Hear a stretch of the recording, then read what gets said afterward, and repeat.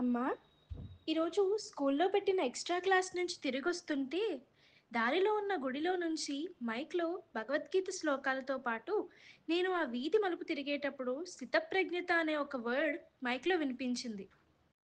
అది ఏంటో కొత్తగా అనిపించింది. కొంచెం నాకు వివరంగా చెప్పవా? నీ స్టైల్లో నాకు అర్థమయ్యేలా చెప్పు ప్లీజ్. ఓహ్! స్థితప్రజ్ఞత చాలా మంచి పదం.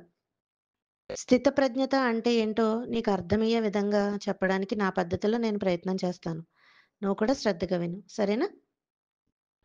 ఒక ఊరిలో శంకరయ్య అనే ఒక జాలరి ఉండేవాడు. అతడు పేరుకు చేపలు పట్టుకునేవాడే. కానీ అతని ఖాళీ సమయాలలో ఆ ఊరిలో జరిగే ప్రవచనాలను, బాబాల ఉపదేశాలను వింటూ తన ఖాళీ సమయాన్ని గడుపుతూ ఉండేవాడు. అతడు తన ఊర్లో ఉండే చెరువులోని చేపలను పట్టుకొని జీవనం సాగిస్తూ కుటుంబాన్ని పోషించుకుంటూ ఉండేవాడు. ఒక సంవత్సరం ఆ ఊరి చెరువు ఎండిపోయి చేపలు లేకపోవడంతో అతనికి కుటుంబ పోషణ కష్టంగా మారిపోయింది. ఊర్లోని వారందరూ శంకరయ్య పరిస్థితి చూసి, అయ్యో, నీకెంత కష్టం వచ్చింది, ఇప్పుడు నువ్వు నీ కుటుంబాన్ని ఎలా పోషించుకుంటావు అని జాలి చూపించేవారు. కానీ శంకరయ్య ప్రశాంతంగా ఒక నవ్వు నవ్వి, మంచైనా చెడైనా ఏదైనా మన మంచికే అని అప్పటి వరకు సంపాదించిన ఆ కొద్ది సొమ్ముతోనే ఉన్నంతలో తన వారిని పోషించుకోసాగాడు. ఇలా రోజులు గడుస్తుండగా ఒకరోజు శంకరయ్య ఏదో పనిపై పక్క ఊరికి వెళ్ళి వస్తుండగా బాగా చీకటి పడిపోయింది. ఆ చీకటి పడిన వేళ దారిలో పంట పొలాల మధ్యలో నుంచి చిన్నగా మూలుగు వినిపించసాగింది. ఏమిటా అని చూసిన శంకరయ్య అక్కడ ఒక చిన్న గుర్రం పిల్ల కూర్చొని ఉండటం చూసి దానిని తన చేతుల్లోనికి తీసుకొని ఇంటికి తీసుకొని వస్తుండగా దారిలో చూసిన వాళ్ళందరూ, ఆహా, శంకరయ్య ఎంత అదృష్టవంతుడు, అతనికి ఎంత చక్కని అందమైన గుర్రం పిల్ల దొరికింది అని సంతోషపడసాగారు. అప్పుడు శంకరయ్య తన ముఖంలో ఎటువంటి భావన లేకుండా ఒక నవ్వు నవ్వి, మంచైనా చెడైనా ఏదైనా మన మంచికే అని గుర్రం పిల్లతో ఇంటికి చేరుకున్నాడు. మరుసటి రోజు ఉదయం ఆ గుర్రం పిల్లను గమనిస్తే దాని కాలికి పెద్ద గాయమై నడవలేని స్థితిలో ఉండటం చూసిన ఇంట్లో వాళ్ళు, అయ్యో, ఈ గుర్రం పిల్ల నడవలేదు, మనకే తిండి పూర్తిగా లేని ఈ పరిస్థితులలో దీనిని ఎలా పోషించాలి అని బాధపడుతుండగా అప్పుడు కూడా శంకరయ్య నిర్వికారంగా ఎప్పట్లానే చిన్న నవ్వు నవ్వి దాని కాలికి తగిలిన గాయానికి మందు రాసి కట్టుకట్టి దానికి గడ్డి కోసుకొచ్చి తిండి పెట్టి ప్రేమగా తనకున్నంతలో చూసుకోసాగాడు. ఈ క్రమంలో గుర్రంపిల్ల యొక్క గాయం పూర్తిగా మానిపోయి చెంగు చెంగున గెంతటం మొదలుపెట్టింది. అందరూ శంకరయ్యను ఆ గుర్రాన్ని చూసి, ఆహా, శంకరయ్యది ఏం అదృష్టం అని అనసాగారు. అప్పుడు కూడా శంకరయ్య నవ్వుతూ, మంచైనా చెడైనా ఏదైనా మన మంచికే అని నవ్వుతూ అనేవాడు. ఈ గుర్రం పెద్దవారిని దగ్గరికి రానిచ్చేదే కాదు. దగ్గరకొస్తే తన కాళ్ళను రెండూ పైకెత్తి వాళ్ళపై దాడికి వెళ్ళిపోయేది. కానీ చిన్నపిల్లలెవరైనా తన దగ్గరకొస్తే చాలా సంతోషంగా వాళ్ళతో ఆడుకుంటూ ఉండేది. శంకరయ్య ఆర్థిక పరిస్థితి రోజురోజుకు మరింత క్షీణించసాగింది. ఆ ఊరి రాజుగారు తన కొడుకును వెంటబెట్టుకొని ఒకరోజు అలా షికారుగా వస్తున్న సమయంలో రాజుగారి కొడుకు ఆ గుర్రం పిల్లను చూసి ముచ్చటపడి దానితో కొంతసేపు ఆడుకుని తిరిగి వెళ్ళేటప్పుడు శంకరయ్యకు 2 వెండి నాణేలను బహుమతిగా ఇచ్చి వెళ్తారు.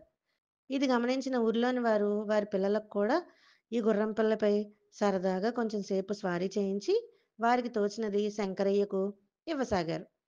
దీనివల్ల శంకరయ్య ఆర్థిక పరిస్థితి కొంచెం మెరుగుపడసాగింది. గుర్రం పిల్ల కూడా చాలా పెద్దదయ్యి అందంగా చక్కటి బంగారు వర్ణం జూలుతో మెరిసిపోతూ ఉండేది. అందరూ అతని అదృష్టాన్ని మళ్ళీ పొగుడుతూ ఉంటే అప్పుడు కూడా శంకరయ్య, మంచైనా చెడైనా ఏదైనా మన మంచికే అని నవ్వి ఊరుకునేవాడు. ఒకరోజు ఉదయం నిద్రలేచి చూసేసరికి శంకరయ్య ఇంటి ముందున్న గుర్రం తన కట్లు తెంపుకొని పక్కనే ఉన్న అడవిలోకి పారిపోయింది. మళ్ళీ ఊళ్ళో వాళ్ళు శంకరయ్య దురదృష్టానికి బాధపడసాగారు. కానీ అతను మాత్రం ఎప్పటిలానే ఏది జరిగినా మన మంచికే అనే సూత్రంతో నవ్వుతూ నిశ్శబ్దంగా ఉండిపోయాడు. కొద్ది రోజులు పోయిన తర్వాత పారిపోయిన ఈ గుర్రం అడవి నుంచి ఇంకా కొన్ని గుర్రాలను తీసుకొని వచ్చింది. అది చూసి ఊళ్ళో వాళ్ళు ఇచ్చిన సలహాతో ఆ గుర్రాలను తీసుకొని రాజుగారికి ఇచ్చి బదులుగా ఆయన ఇచ్చిన బంగారు నాణాలను తీసుకొని శంకరయ్య తన జీవితంలో పూర్తిగా స్థిరపడ్డాడు. అందరూ మళ్ళీ శంకరయ్య అదృష్టాన్ని చూసి పొగడసాగారు. కానీ శంకరయ్య మాత్రం ఎప్పట్లాగే చిరునవ్వుతో, అతనికి ఒక సూత్రం ఉంది కదా, ఏంటది, మంచైనా చెడైనా ఏది జరిగినా మన మంచికే అనే సూక్తితో నిర్వికారంగా ఆ ఊరి వారికి చెప్తూ ఉండేవాడు. వాళ్ళందరూ ఈసారి శంకరయ్యని ఇలా అడుగుతున్నారు. చూడు శంకరయ్య, నిన్ను చాలా రోజుల నుంచి అందరం గమనిస్తున్నాం. చిన్నప్పుడు నువ్వు కూడా మాలానే సంతోషం కలిగినప్పుడు ఎగురుతూ, గెంతుతూ, బాధ కలిగినప్పుడు కంగారు పడిపోతూ, ఏడుస్తూ ఉండేవాడివి. కానీ కొంతకాలంగా నిన్ను చూస్తున్నాం. ఏది జరిగినా మన మంచికే అనే మాటతో ఎప్పుడూ సంతోషం, బాధ అనే ఏ భావం కూడా నీ ముఖంలో తెలియనివ్వకుండా నిర్వికారంగా ఉండటం ఎలా వచ్చింది నీకు? అని అడిగారు. అప్పుడు శంకరయ్య ఇలా చెప్పసాగాడు. నేను పక్క ఊరికి ఏదో పని మీద వెళ్ళినప్పుడు అక్కడ ఒక స్వామీజీ భగవద్గీత ప్రవచనాలు విన్నాను. ఆయన చెప్పిన ప్రవచనాలలో కొన్ని శ్లోకాలు నన్ను ప్రభావితం చేశాయి. అవి నేను ఎప్పుడూ మననం చేసుకుంటూ ఉండేవాడిని. అవేంటంటే భగవద్గీత ద్వితీయోధ్యాయము, సాంఖ్యయోగము 55, 56, 57, 58, 70 శ్లోకాలు. 55వ శ్లోకం. ప్రజహాతి యదా కామాన్ సర్వాన్ పార్థమనోగతాన్ ఆత్మన్యేవాత్మనా తుష్టః స్థితప్రజ్ఞస్తదోచ్యతే. ఎవడు మనస్సులోని సమస్త కోరికలను పూర్తిగా విడిచిపెట్టి ఆత్మ ద్వారా ఆత్మలోనే సంతోషిస్తూ ఉంటాడో అలాంటి వాడిని స్థితప్రజ్ఞుడు అంటారు. 56వ శ్లోకం. దుఃఖేష్వనుద్విగ్నమనాః సుఖేషు విగతస్పృహः వీతరాగభయక్రోధः స్థితధీర్మునిరుచ్యతే. దుఃఖం వచ్చినప్పుడు కలత చెందని వాడిని, సుఖాలపై ఆసక్తి లేనివాడిని, అనురాగము, భయము, క్రోధము లేనివాడిని స్థితప్రజ్ఞుడు అంటారు. 57వ శ్లోకం. యః సర్వత్రానభిస్నేహః తత్తత్ప్రాప్య శుభాశుభం నాభినందతి నద్వేష్టి తస్య ప్రజ్ఞా ప్రతిష్ఠిత. స్థితప్రజ్ఞుడికి దేనితోనూ అనుబంధం ఉండదు. శుభము కలిగినప్పుడు సంతోషము, అశుభం పొందినప్పుడు ద్వేషము కలుగదు. స్థిరమైన బుద్ధి కలిగిన వాడు స్థితప్రజ్ఞుడు. 58వ శ్లోకం. యదా సంహరతే చాయం కూర్మోంగానీవ సర్వశః ఇంద్రియాణ్ ఇంద్రియార్థేభ్యః తస్య ప్రజ్ఞా ప్రతిష్ఠిత. తాబేలు తన అవయవాలను లోనికి ముడుచుకున్నట్లు స్థితప్రజ్ఞుడు కూడా తన ఇంద్రియాలను బాహ్య విషయాల నుండి వెనుకకు మరల్చుకుంటాడు. అతని బుద్ధి స్థిరంగా ఉంటుంది. 70వ శ్లోకం. ఆపూర్యమాణం అచలప్రతిష్టం సముద్రమాపః ప్రవిశంతి యద్వత్ తద్వత్ కామాయం ప్రవిశంతి సర్వే సశాంతిమాప్నోతి న కామకామి. అన్ని వైపుల నుండి ప్రవహించు నదుల నీరు సముద్రంలో కలిసినప్పటికీ ఏమాత్రమూ చలించదు. ఆ విధంగానే సకల భోగములు స్థితప్రజ్ఞుడిలో లీనమైనప్పటికీ పరమ శాంతిని పొందును. భోగముల యందు ఆసక్తి ఉన్నవాడు శాంతిని పొందలేడు. ఈ 5 శ్లోకాలను నేను ఎప్పుడూ మననం చేసుకుంటాను అని శంకరయ్య ఊరివారికి చెప్తూ, స్వామి చెప్పిన ఈ విషయాలను ఈ విధంగా చెప్తున్నాడు.